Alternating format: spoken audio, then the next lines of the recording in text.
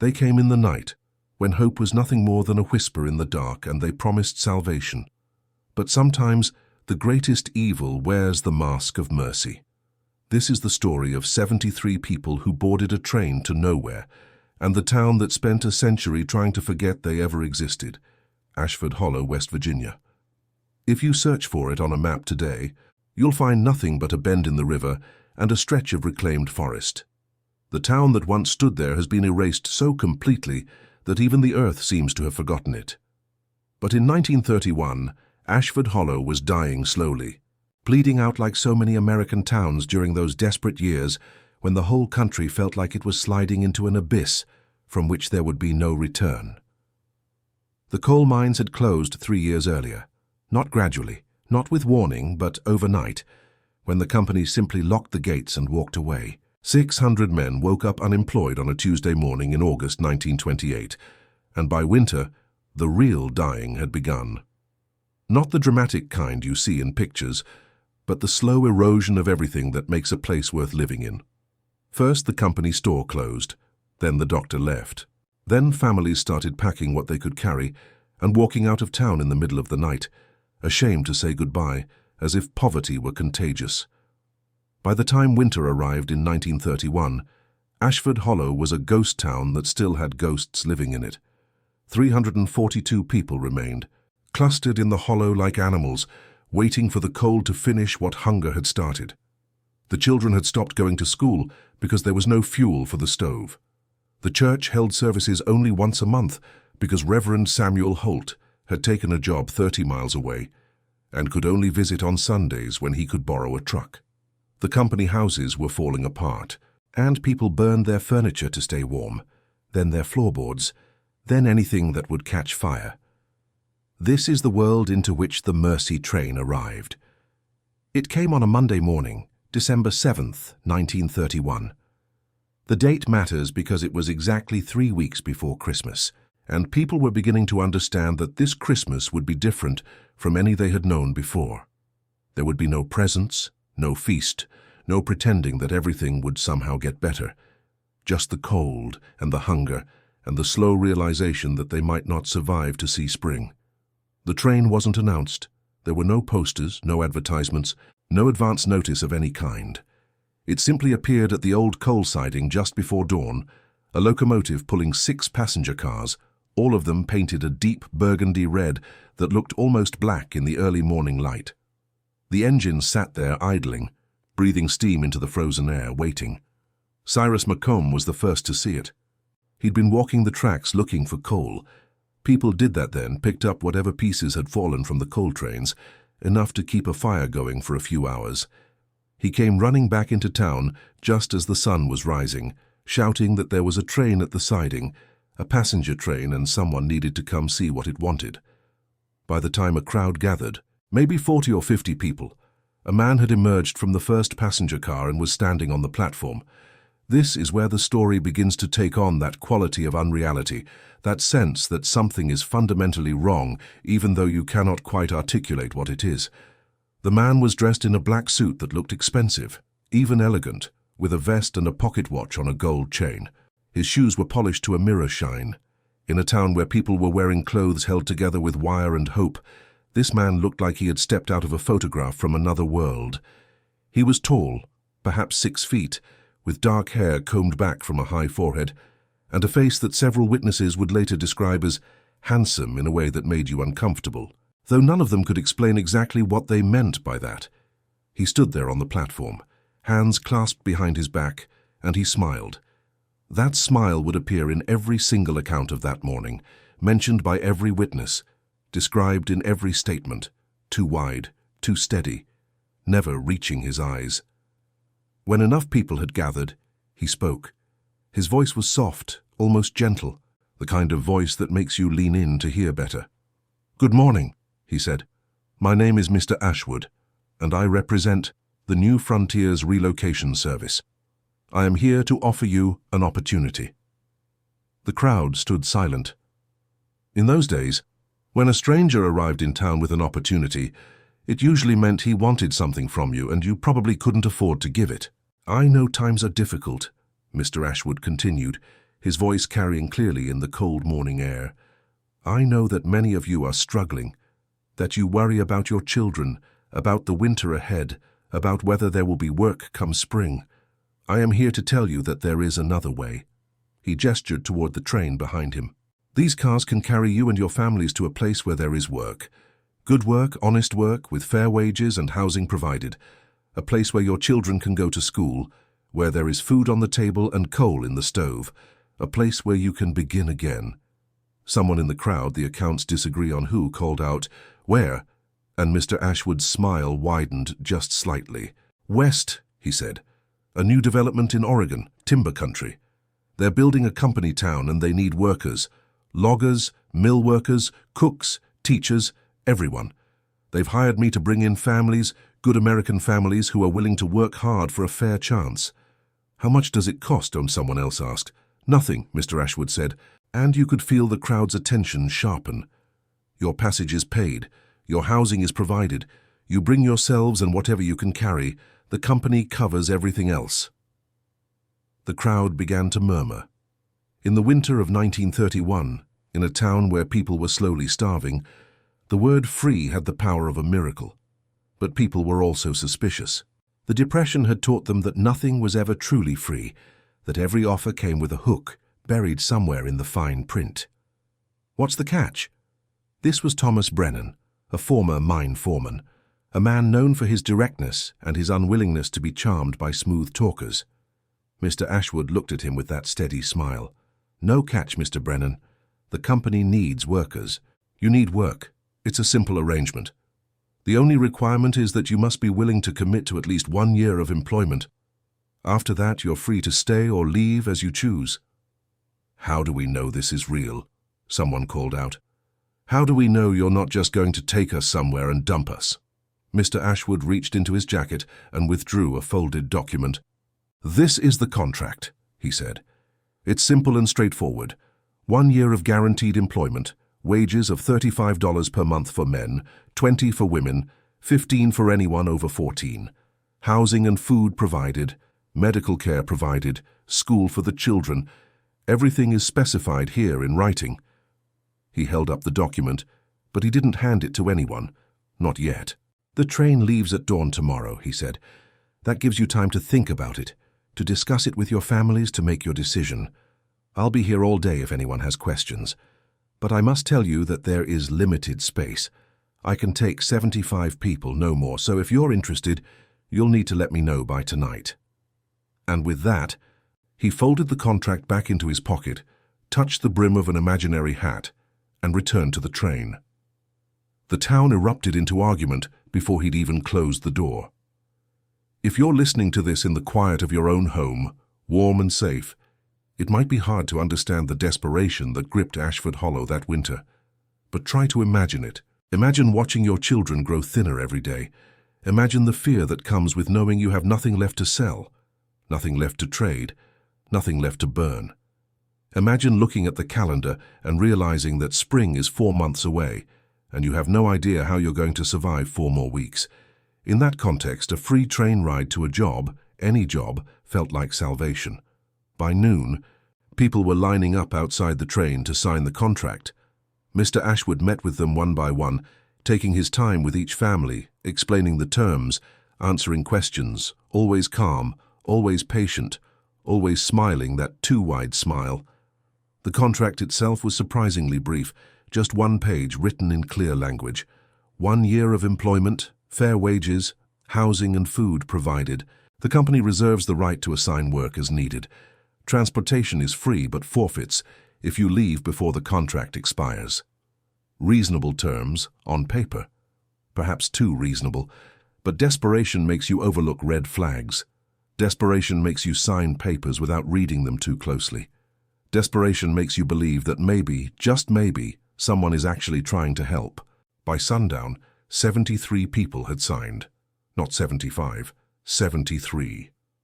Mr. Ashwood had gotten his numbers almost exactly right. Among those who signed were William and Margaret Hartley and their 4 children, ages 6 to 14. William had been a mine supervisor before the closure, a man known for his steady judgment and his careful planning. He was not the kind of man who made rash decisions.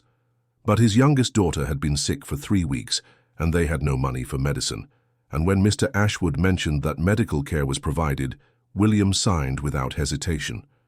There was Catherine Moss, the schoolteacher, 26 years old, who had been teaching in an unheated building to children who fell asleep at their desks from hunger. She signed because she dreamed of a school with books and heat and children who could concentrate. There was Dr. Paul Westbrook, the only physician who had remained in Ashford Hollow after the mines closed. He was 63 years old, with a bad hip and failing eyesight, but he was still the only medical care the town had. He signed because Mr. Ashwood told him they needed a doctor, desperately in Oregon, and Paul Westbrook had spent his entire life being needed. There was Samuel Holt, the Reverend, who signed because he felt he had a duty to his congregation, to shepherd them to this new place, to ensure they arrived safely and were treated fairly. He brought his wife, Eleanor, who had argued against going but ultimately deferred to her husband's sense of obligation. There were the Quinn brothers, Robert and James, both in their early 20s, unmarried, with no family left and nothing to lose. There was the widow Mary Chen, whose husband had died in the mines 3 years earlier, leaving her with 2 young sons and no way to support them. There was Joseph Krantz, who had worked at the company store and still wore the threadbare suit jacket he'd worn to work every day, as if maintaining that small dignity could somehow hold back the tide of poverty. 73 people, 15 families, 8 single men, 4 single women, 22 children. By midnight, the whole town knew who was leaving. Some people were relieved. Fewer mouths meant the remaining food would stretch further. Some were angry, feeling abandoned by their neighbors. Some were envious, wishing they'd been brave enough to sign. And some were uneasy, though they couldn't say exactly why. Thomas Brennan was among the uneasy. He'd watched the proceedings all day from a distance, and something about Mr. Ashwood bothered him. Not anything specific, just a feeling, an instinct honed by years of working in the mines where your life depended on recognizing danger before it became obvious. That night, he walked to the rail siding where the train sat idling, its red paint looking almost black in the moonlight. He found Mr. Ashwood standing on the platform smoking a cigarette, looking out at the dark hollow as if contemplating something only he could see. "I want to see inside the train," Brennan said. Mr. Ashwood turned, unsurprised. "Of course," he said. "Would you like a tour?" "Just want to see where people will be sitting." Mr. Ashwood gestured toward the nearest passenger car. "Be my guest." Brennan climbed the steps and opened the door. Inside, the car was exactly what you'd expect from a passenger train. Rows of seats, overhead racks for luggage, windows with curtains. Clean, well-maintained, nothing unusual. He walked through to the next car. Same thing. And the next. All 6 cars were identical, ordinary passenger cars that had probably been used for regular routes before the Depression killed most passenger rail service. He came back out onto the platform where Mr. Ashwood was waiting.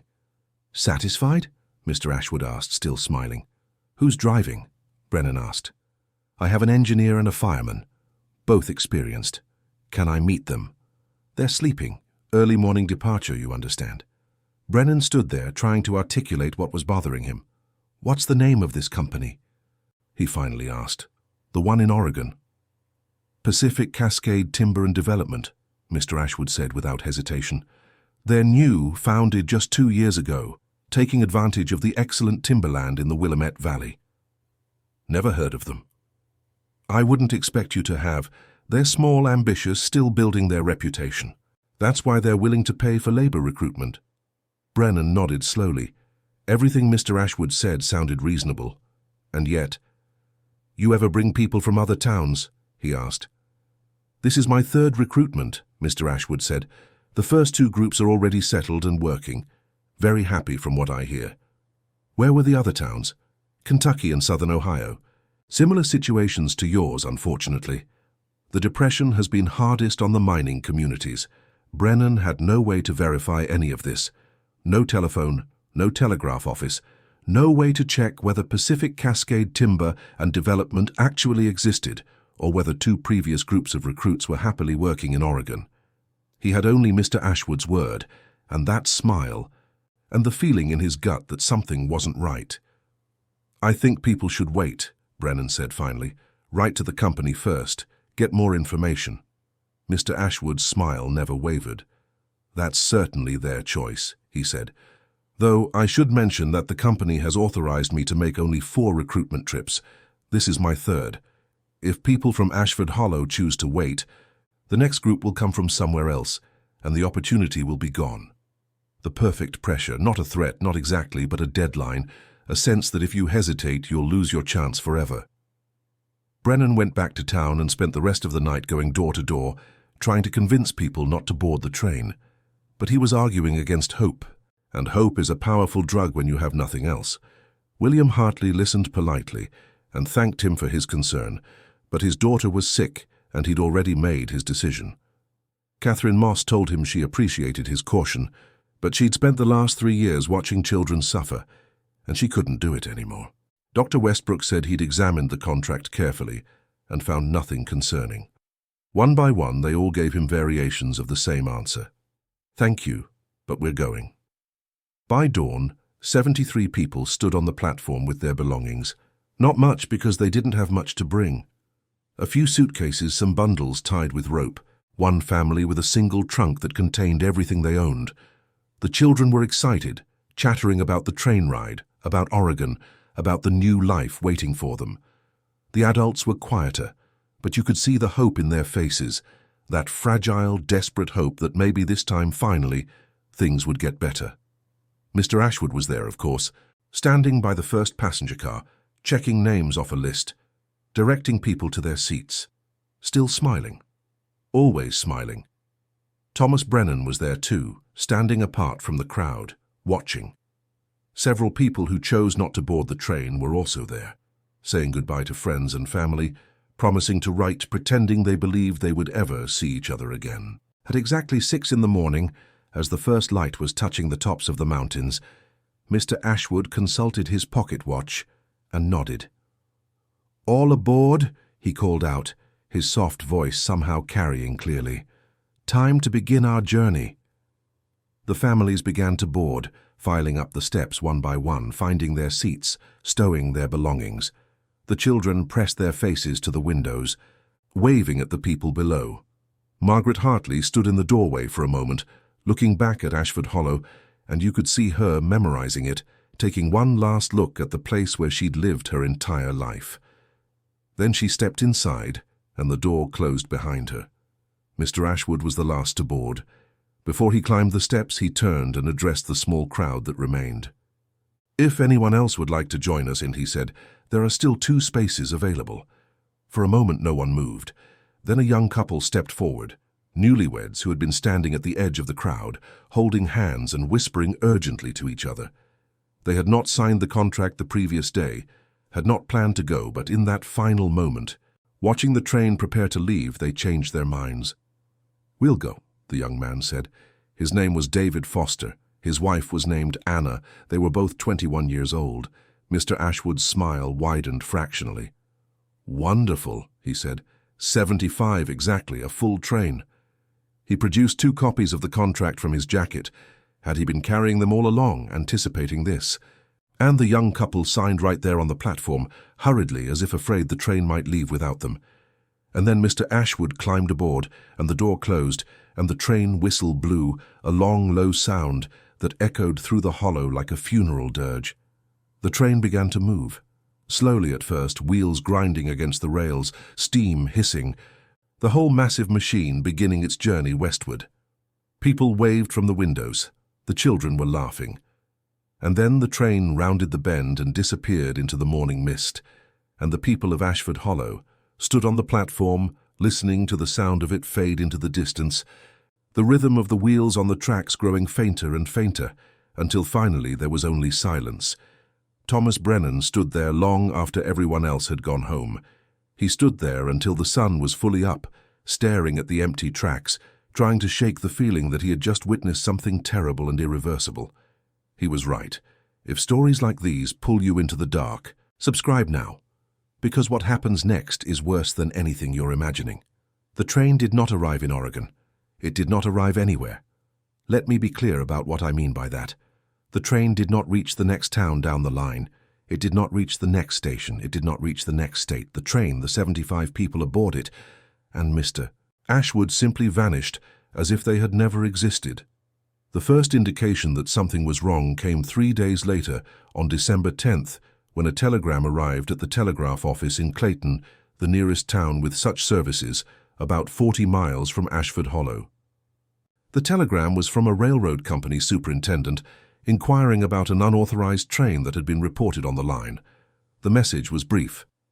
Report immediately location and destination of burgundy passenger train. 6 cars observed 600 Tallers December 7th, your junction. No scheduled service that date. Require immediate response.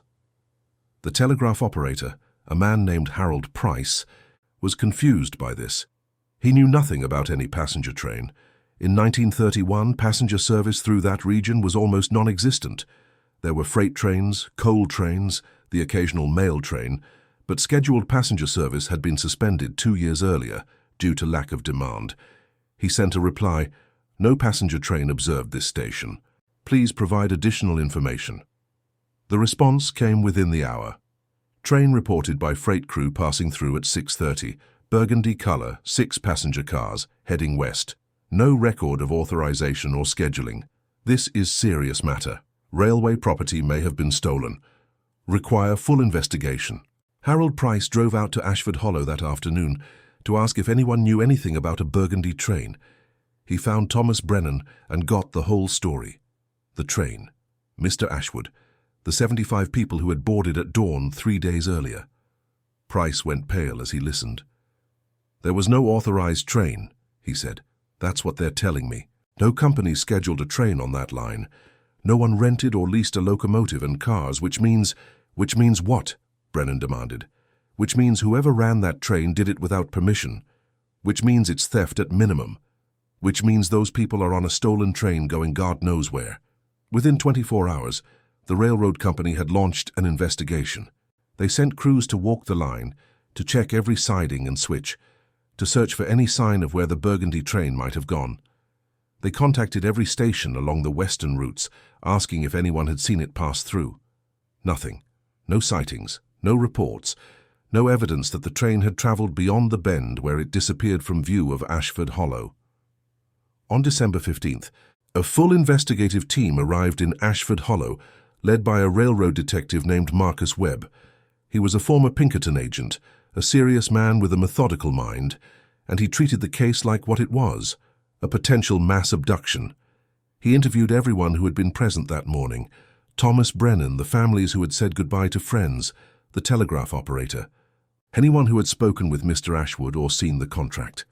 He collected descriptions, details, anything that might help identify where the train had come from or where it might have gone. What he found was both detailed and useless. Everyone agreed on the basic facts.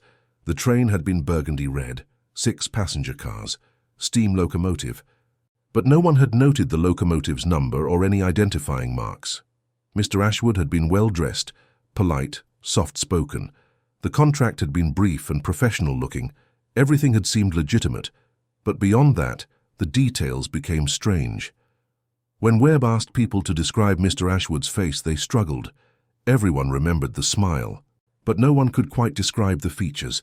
Tall, dark-haired, handsome in an unsettling way, but beyond that their descriptions diverged. Some said he had a thin face. Others said it was broad. Some said his eyes were dark. Others said they were light. It was as if everyone had seen a slightly different person. The contract itself had disappeared with the train, and the only copies were the ones people had signed, which Mr. Ashwood had taken with him. But several people remembered specific phrases. 1 year of guaranteed employment, medical care provided. The company reserves the right to assign work as needed. Webb sent telegrams to Oregon, to every timber company in the Willamette Valley, asking if any of them had heard of Pacific Cascade Timber and Development. The responses came back uniformly negative. No such company existed. No timber company in Oregon had hired a recruitment agent. No one had authorized the transportation of workers from West Virginia. Webb expanded his search. He contacted railway companies across the country, asking if they had records of any burgundy passenger trains. He contacted state police, federal marshals, anyone who might have information. Nothing. It was as if the train had materialized out of thin air, specifically to visit Ashford Hollow, and then had dissolved back into nothingness. On December 20th, 2 weeks after the train's departure, Webb made a discovery that transformed the investigation from puzzling to nightmarish. He had been searching through railroad company records, looking for any trains that had gone missing or been reported stolen in recent years. He found 2 incidents. The first was from Kentucky 14 months earlier, a small town called Harper's Creek, coal mining community. The mines had closed. People were desperate.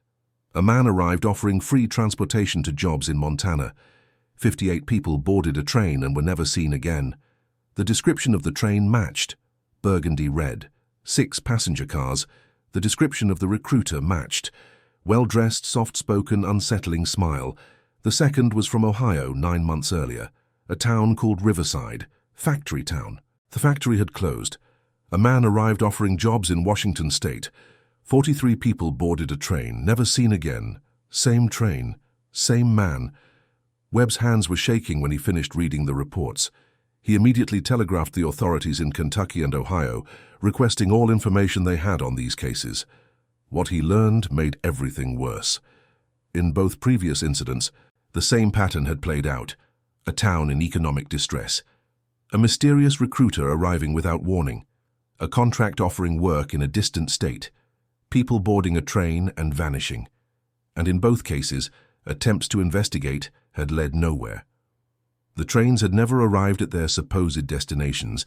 The companies the recruiter claimed to represent did not exist. The recruiter himself could not be identified or located. In Kentucky, the authorities had eventually concluded that the people had been taken somewhere and likely murdered, their bodies disposed of in remote locations. The motive was unclear. There was no ransom demand, no financial fraud that investigators could identify. The prevailing theory was that it had something to do with labor trafficking, that the people had been taken to work in illegal operations, but no evidence of this was ever found. In Ohio, the investigation had stalled entirely. The case remained open, but no leads had emerged.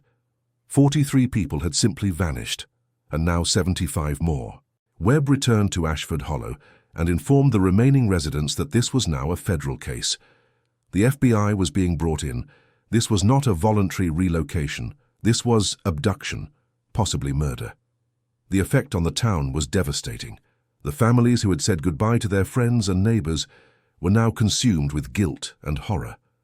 Thomas Brennan, who had tried to warn people, was tormented by the knowledge that he'd been right, but unable to convince anyone. The whole town felt like it was drowning in a nightmare from which there was no waking. The FBI investigation began in January 1932. They brought in teams of agents, forensic specialists, railroad experts. They walked every inch of track from Ashford Hollow westward, looking for any sign of where the train might have diverged from the main line. They searched abandoned sidings, old mining spurs, any place where a train could have been hidden. They interviewed railway workers, freight crews, anyone who might have seen something. They found nothing, no train, no bodies, no evidence of where 75 people could have gone. The investigation expanded to include the previous disappearances in Kentucky and Ohio. Agents tried to find connections, patterns, anything that might identify who was behind this. They looked for criminal organizations known to operate in multiple states. They investigated labor trafficking networks. They searched for anyone who might have a motive to abduct poor families from dying towns. Nothing made sense. If this was labor trafficking, why take entire families, including small children? If this was some kind of criminal operation, why leave no trace, no demands, no evidence? If this was murder, where were the bodies? The case consumed the FBI for months. They produced thousands of pages of reports, interviewed hundreds of witnesses, pursued dozens of leads, and every single one led to a dead end. By summer of 1932, the investigation had effectively stalled. The agents remained officially assigned to the case, but there was nowhere left to look. The 75 people from Ashford Hollow, the 58 from Harper's Creek, and the 43 from Riverside, 176 people in total, had vanished as completely as if they had never existed. In September 1932, the FBI released a public statement acknowledging that they had been unable to locate the missing individuals or identify the perpetrator. The case remained open. Anyone with information was urged to come forward. No one ever did. Now here's where the story takes on an even darker dimension. Because the disappearances didn't stop. Over the next 6 years, similar incidents were reported across Appalachia and the industrial Midwest. Not many. The pattern was sporadic, unpredictable, but enough to establish that whoever was behind this was still operating. In 1933, a train took 40 people from a town in Tennessee. In 1934, 62 people from Pennsylvania. In 1936, 38 people from Alabama. In 1937, 51 people from Illinois. The pattern was always the same. A town in economic collapse, a well-dressed recruiter, a free train ride to non-existent jobs, people vanishing without a trace. The FBI connected all these cases. They created a task force dedicated specifically to tracking this phantom operation. They stationed agents in vulnerable communities, hoping to intercept the recruiter before he could strike. They issued warnings through newspapers and radio broadcasts, telling people to be wary of strangers, offering free transportation. It didn't help. The recruiter always seemed to know which towns to target, always arrived when people were desperate enough to ignore the warnings, and always vanished before authorities could respond. And then, in 1938, the disappearances stopped, completely, abruptly, as if whoever was behind them had simply decided they had enough. By that point, the estimated number of missing people had reached somewhere between 400 and 500 individuals. The exact number was impossible to determine because many of the towns affected were so isolated and impoverished that records were poor, and in some cases families had disappeared without anyone outside the town even knowing they had existed. 400 to 500 people. Gone. No bodies ever found, no survivors ever discovered, no explanation ever determined. The case officially remained open until 1955, when the FBI closed its active investigation due to lack of leads. By then, many of the original investigators had retired or died. The case files were boxed up and sent to archives. The missing people were declared legally dead, though no death certificates could specify cause or location of death. And Ashford Hollow, the town never recovered. By 1935, the remaining population had dwindled to fewer than 50 people. In 1940, the state condemned the company houses as unsafe and ordered the town abandoned. By 1945, Ashford Hollow existed only in memory and in increasingly deteriorated records. The land was eventually reclaimed by the forest. The houses collapsed and rotted. The mine entrances were sealed. Even the railroad track was torn up in the 1950s when the line was finally abandoned entirely. Today, if you hike through that valley, you can find a few remnants. Foundation stones, rusted metal, scattered bricks, but nothing that would tell you that 300 people once lived there, or that 75 of them boarded a train one cold December morning and were never seen again. Thomas Brennan lived until 1968. He never stopped believing that he could have done more to prevent people from boarding that train. He spent decades writing letters to anyone who might listen, journalists, investigators, historians, telling the story of that morning, describing Mr. Ashwood, pleading for someone to keep investigating. Near the end of his life, he wrote a detailed account of everything he remembered and deposited it with the West Virginia Historical Society, along with a note that said, "Someone needs to remember them. Someone needs to keep asking what happened."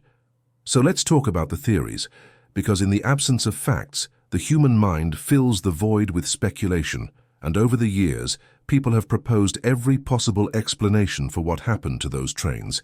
The most rational theory is also the darkest: mass murder.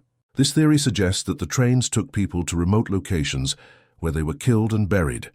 The motive would be either labor trafficking gone wrong, people brought to work in illegal operations who were then eliminated to hide the evidence, or simply sadistic serial murder on a scale rarely seen in American history. The problem with this theory is the logistics. Killing and disposing of 400 to 500 people would require significant resources.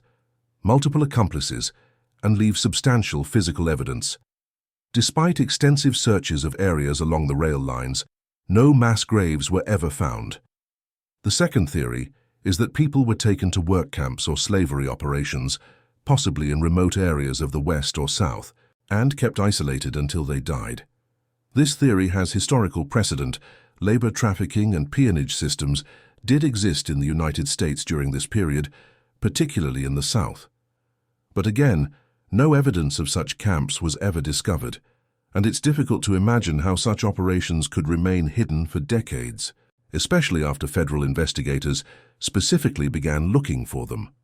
A third theory, popular among conspiracy theorists, suggests government involvement.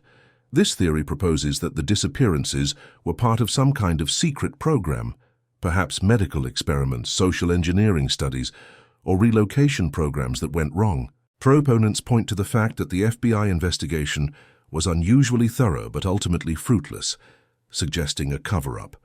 However, no documentation supporting this theory has ever emerged, and it requires believing in a level of governmental conspiracy that seems implausible.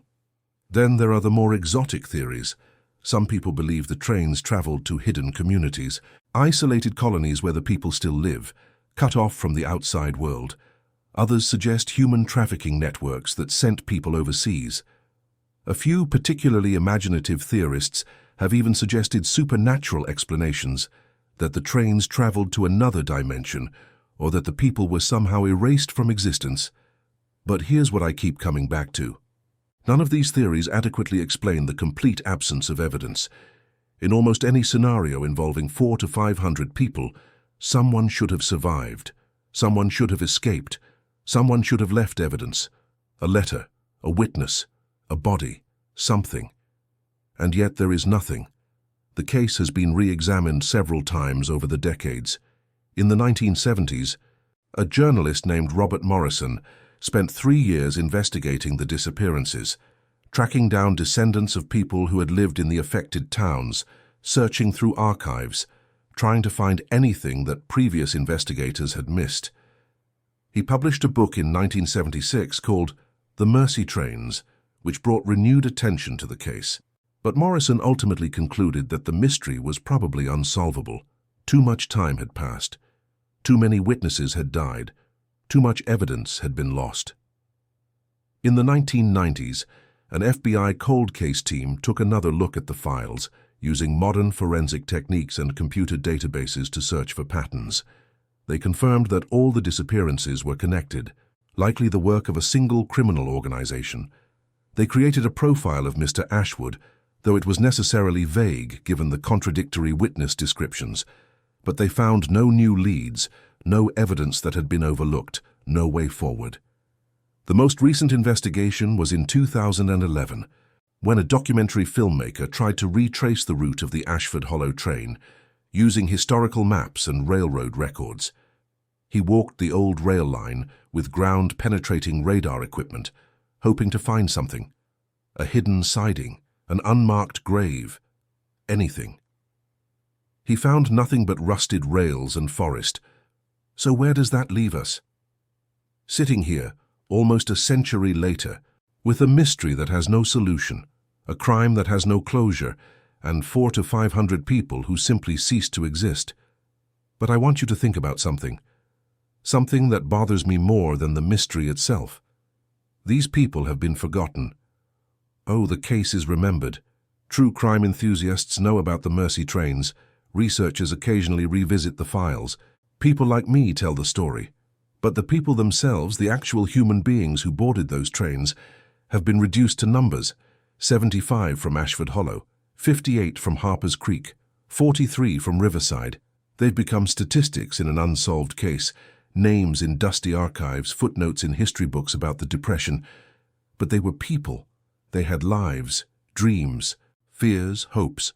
They made a decision that morning, a decision that seemed rational given their circumstances, a decision born of desperation and faith that surely things could not get worse than they already were. William Hartley was 42 years old. He had worked in the mines for 23 years, had survived 2 cave-ins, and had slowly worked his way up to supervisor through intelligence and dedication. His wife Margaret was a seamstress who made clothes for other people's children because they couldn't afford to buy new ones. Their 4 children were named Thomas, Elizabeth, Sarah, and Anna. The youngest, Anna, was 6 years old and had never owned a doll. William used to tell her stories at night, elaborate fantasies about princesses and knights, trying to give her something beautiful in a world that had become so hard. He boarded that train because his daughter was sick, and he saw no other way to save her. Catherine Moss had wanted to be a teacher since she was 8 years old. She had saved money for 6 years to attend normal school, working as a domestic servant and giving up every luxury, every pleasure to afford tuition. She graduated at the top of her class. She loved teaching. She loved children. She loved the moment when a child's face would light up with understanding, when something that had been confusing suddenly made sense. She had planned to teach for 40 years, to shape generations of students, to make a difference. She boarded that train because she couldn't bear to watch her students suffer anymore, couldn't bear to stand in that freezing classroom one more winter knowing she was failing them. Dr. Paul Westbrook had delivered half the children in Ashford Hollow. He had set broken bones, treated pneumonia, sat with dying patients in their final hours. He charged what people could afford, which usually meant he charged nothing. His wife had died in 1924, and he'd buried himself in his work, finding purpose in being needed. When the mines closed and people started leaving, he stayed because someone had to stay, because the sick and the old still needed a doctor. He boarded that train not because he believed it would make his life better — he was 63 and tired and his best years were behind him — but because he thought maybe he could still be useful, could still serve, could still fulfill the oath he'd taken 40 years earlier. Samuel Holt had been preaching in Ashford Hollow for 12 years. He had married couples, baptized babies, buried the dead. He had struggled with his faith during the Depression, watching his congregation suffer while his prayers seemed to accomplish nothing. He had moments of deep doubt, nights when he questioned whether God was listening or whether there was a God at all. But he stayed because a shepherd doesn't abandon his flock. He boarded that train because he felt responsible for his people, because he wanted to see them safely to their destination, because despite all his doubts, he still believed his purpose was to serve. These weren't naive people. They weren't fools. They were desperate people making the best decision they could with the information they had, trying to survive, trying to protect the people they loved, and for that, they vanished from the earth. If you've stayed with me this far, if this story has moved you, subscribe to this channel. Because these are the stories that matter, not just the mysteries, but the people at the center of them, the forgotten ones who deserve to be remembered. There's a detail from Thomas Brennan's account that has always stayed with me. He wrote that as the train was pulling away that morning, he saw one of the children — he couldn't remember which one — press their hand against the window in a wave, and he waved back. And then the train rounded the bend, and the child was gone, and Brennan stood there with his arms still raised, waving at nothing. And he realized in that moment that something terrible had just happened, though he couldn't articulate what. That image haunts me. That raised hand, that wave into emptiness, that moment of realization that comes too late. Because here's the truth that we don't like to think about. This could happen again. Oh, not with trains. We're too technologically sophisticated now, too connected, too surveilled. But the fundamental conditions that made these disappearances possible still exist.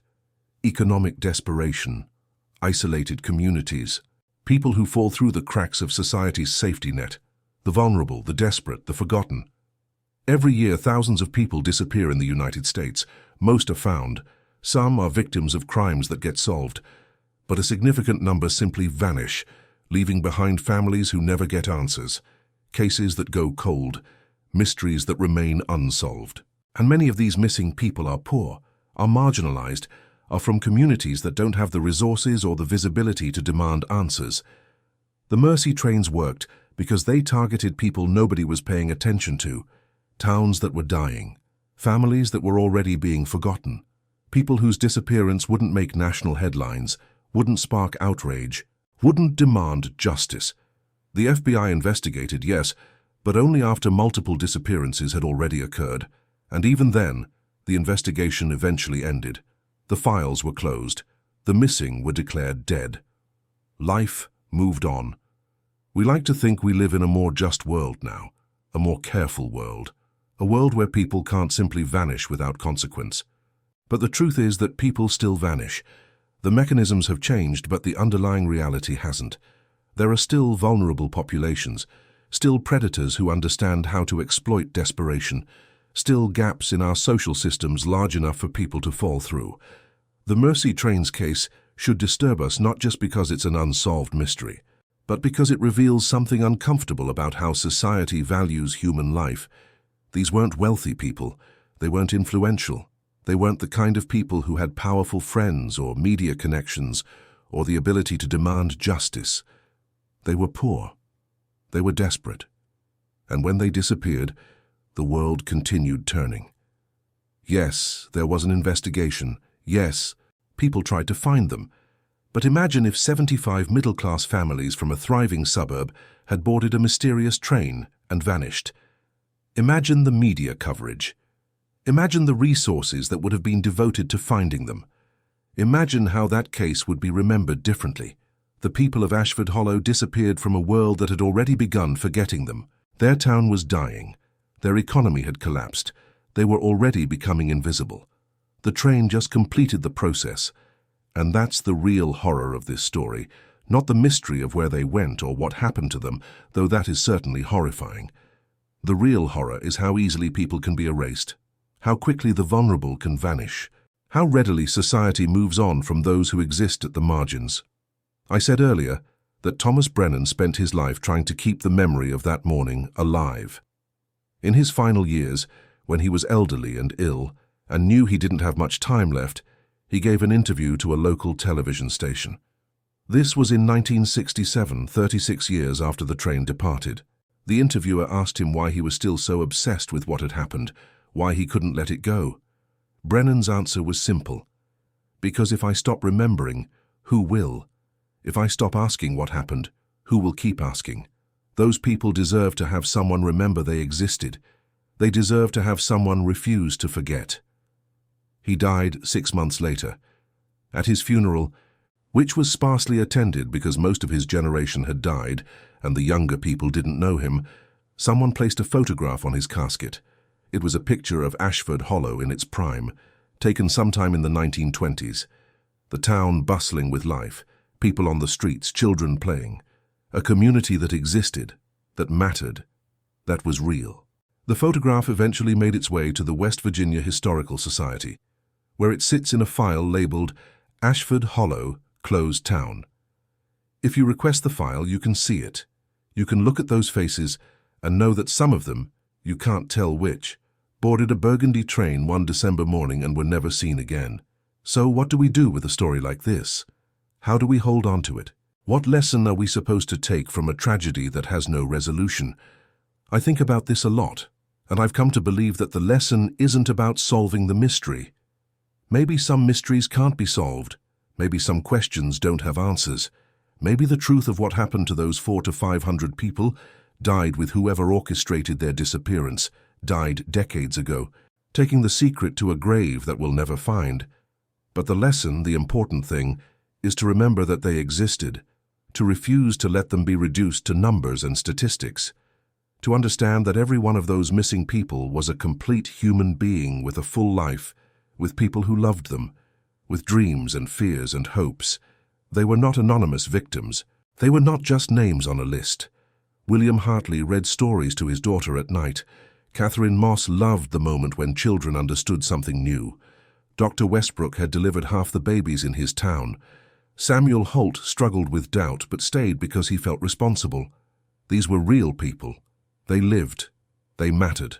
And they deserved to be remembered as more than a cold case, more than an unsolved mystery, more than a creepy story people tell on the internet. They deserve to be remembered as human beings who suffered an unimaginable fate and who deserve justice even if that justice will never come. There's a cemetery outside what used to be Ashford Hollow. It's overgrown now, barely maintained, but it's still there.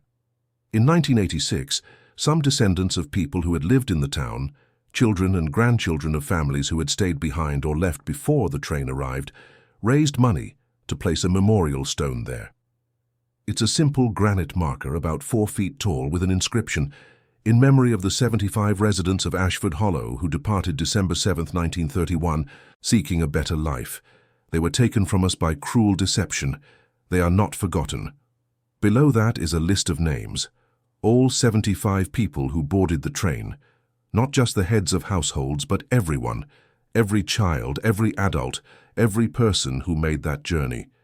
The stone gives them back their names, refuses to let them be anonymous. I visited that cemetery 2 years ago. It took me 3 hours to find it, hiking through dense forest, using old maps and GPS coordinates provided by the Historical Society. The memorial stone was still there, though it was covered in moss and surrounded by weeds. I cleaned it off as best I could. I stood there reading the names, trying to imagine the people they had been, and I made a promise, standing there in that forgotten cemetery in that vanished town. I promised that I would tell their story, that I would remember them, that I would refuse to let them be forgotten. This episode is part of keeping that promise. The Mersey Trains case will probably never be solved. The people who disappeared are certainly dead by now. Even the youngest child would be nearly 100 years old today. The perpetrators are dead. The witnesses are dead. The investigators are dead. The trail is cold beyond any hope of warming. But the story doesn't have to die. The memory doesn't have to fade. We can keep these people alive by refusing to forget them, by telling their story, by bearing witness to what happened to them even if we can never know the full truth. That's what history is, really. It's the act of remembering. It's the decision that some things matter enough to preserve, to record, to pass down to the next generation. And if we decide that the 75 people of Ashford Hollow don't matter, if we let their story fade into obscurity, then we're complicit in their erasure. We're finishing what the Mersey Train started. So remember them. Remember that on December 7th, 1931, 75 people boarded a train seeking hope in a hopeless time. Remember that they were human beings with names and lives and people who loved them. Remember that they disappeared without a trace, victims of a crime that was never solved, casualties of a depression that destroyed more than just the economy. Remember William and Margaret Hartley and their 4 children. Remember Catherine Moss, who loved teaching. Remember Dr. Paul Westbrook, who stayed when others left. Remember Samuel and Eleanor Holt, who felt responsible for their congregation. Remember the Quinn brothers, Mary Chen and her 2 sons, Joseph Krantz in his threadbare suit, David and Anna Foster, who changed their minds at the last moment and boarded the train. Remember them all, because in the end that's all we can do. We can't give them justice, we can't bring them home, we can't answer the questions that tormented their families for years. But we can remember. We can refuse to let them be forgotten. We can insist that their lives mattered, that their disappearance was a tragedy, that the world is poorer for having lost them. That's the mercy we can offer, nearly a century too late.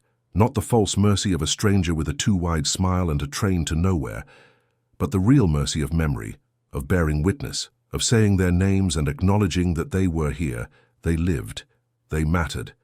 The Mersey Train took them from us, but we don't have to let them stay gone.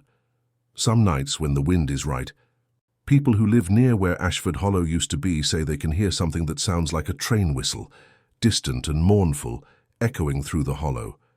It's probably just the wind, or trucks on the highway, or the brain creating patterns in random noise, but the locals like to think it's the Mersey Train, still out there somewhere, still traveling its endless route, carrying its cargo of the lost and the desperate and the forgotten. I don't believe in ghosts. I don't believe that train is still running through some supernatural landscape, but I do believe in memory. I do believe in the obligation to remember. And I do believe that as long as we keep telling this story, as long as we refuse to forget, those 75 people are still with us in some small way, still present, still real, still mattering. That's not justice. It's not closure. It's not an answer to the mystery that consumed investigators for decades and continues to fascinate people today. But it's what we have, and maybe it's enough. Maybe remembering is the only revenge we can take against those who tried to erase these people from existence. Maybe telling their story is the only way we can honor their memory. Maybe refusing to forget is the only justice available to us nearly a century later. So I'll end where I began, with a simple truth that echoes across time. They came in the night, when hope was nothing more than a whisper in the dark, and they promised salvation. 75 people believed them. 75 people boarded that train, and 75 people vanished as if they had never existed. But they did exist. They lived. They loved. They hoped. They suffered. They made a choice that seemed rational in a world gone mad with economic collapse and desperation. And for that choice they paid a price that no one should ever have to pay. We can't save them, but we can remember them. And perhaps in the end, that's the only mercy any of us can hope for. That when we're gone, someone will remember we were here. Someone will say our names, someone will insist that we mattered, that our lives had meaning, that our disappearance left a hole in the world. The people of Ashford Hollow have that at least. They have this story. They have Thomas Brennan's lifetime of remembering. They have a stone in an overgrown cemetery with their names carved into granite. They have people like me telling their story nearly a century later, refusing to let them fade into obscurity. They have you, listening right now, learning their names, bearing witness to their tragedy. That's something. It's not enough, but it's something. And maybe, just maybe, it means they're not entirely lost after all. The file is closed. The investigation is over. The mystery remains unsolved. But the memory endures. And as long as it does, as long as people keep asking what happened to the Mercy train, as long as someone remembers the 75 souls who boarded it seeking a better life, they're still here with us, still present, still real, still demanding that we ask the questions that matter. Who were they? What happened to them? And why did the world allow them to vanish? I don't have answers, but I have their names, I have their story, and I have the determination that they will not be forgotten. That's all any of us can do in the face of such profound loss and mystery. Remember, bear witness, refuse to forget. The Mercy train is gone, but the people who boarded it remain, preserved in memory, demanding that we never stop asking what happened, never stop insisting that their lives mattered, never stop believing that somewhere, somehow there must be an answer, even if we never find it. Thank you for listening, thank you for remembering with me, and if this story has moved you, if it's made you think about the vulnerable, the desperate, the forgotten people who still exist in our world today, then please subscribe, share this story, keep these names alive, because that's how we honor the dead, not by solving every mystery, not by finding every answer, but by refusing to let them be forgotten. The 75 people of Ashford Hollow boarded a train to nowhere on December 7th, 1931. But they started somewhere. They lived somewhere. They mattered to someone, and now they matter to you. Don't forget them. The file may be closed, but the story isn't over. It continues every time someone hears it, every time someone asks what happened, every time someone refuses to accept that people can simply vanish without consequence. Keep it alive. Keep them alive. That's all they have left. And that's everything. This is Julian Cross closing another file, but never quite able to let it go. Some mysteries haunt us because we can't solve them. This one haunts me because I know we never will. But I'll keep telling it anyway because they deserve that much. At the very least, they deserve that much. Good night.